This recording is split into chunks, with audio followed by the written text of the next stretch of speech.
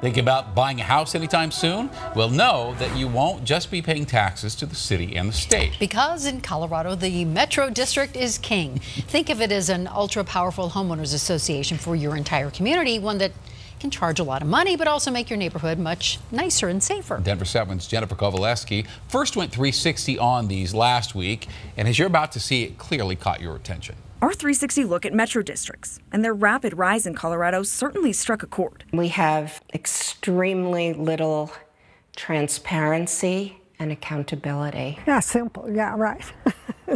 We're paying taxes on taxes. It does enable the home developer to borrow at some attractive rates. From Johnstown up north to Highlands Ranch down south, we've learned there are nearly 2,000 special districts statewide. Homeowners within them have to fork over extra money in property taxes to fund them.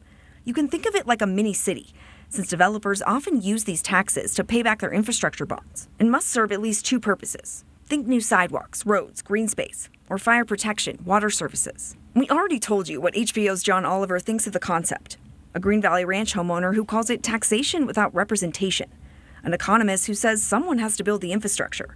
And if not through a tax, then home prices would go up. A city councilwoman who feels her hands are tied. And lastly, the editor of the Denver Post opinion page who calls the practice out of control. If ever there is a time when development should be paying its own way, it's now. Since then, you've shared your thoughts on our Facebook page and in our inbox. Someone pointed us to this piece from a local libertarian think tank. They did the math and found Colorado's metro districts have a combined debt of well over $19 billion. To put that in perspective, back in August when this was written, Colorado's general fund was only expected to reach $12 billion. Eric says that's Roxborough. I pay almost double as my parents, and their house value is more. John Henderson says he's living a nightmare with his metro district in Lakewood. You know more about where your money's going when you buy a used car than you do when you buy a house in a special district. And Terry runs the Special District Association of Colorado. She says not so fast, to John's point. Special districts have more accountability or transparency than any other local government. By December 15th or January 15th every year, they have to file a transparency notice. You can find those transparency notices on their website or through the Colorado Department of Local Affairs.